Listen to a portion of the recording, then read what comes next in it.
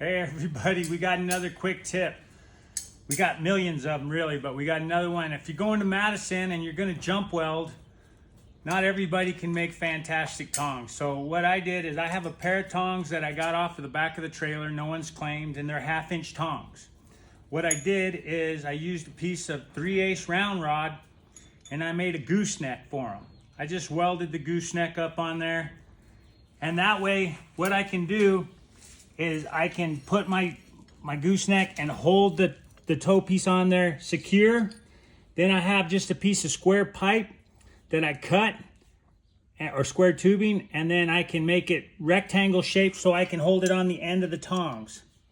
Now I got everything fastened and it can go into the fire as one piece instead of two piece. The reason I like to make this is because all this is going to take sacrificial heat, but you'll have to readjust them after you weld. But what you're going to do is you're going to get that first crucial heat welded with the jump-on tongs. So it's just a quick tip. If you have a pair of tongs that you think are sacrificial, you can use it. When you're doing your tow bar, I always come in here and give it a quick wick right there, and that's got a bow on it now.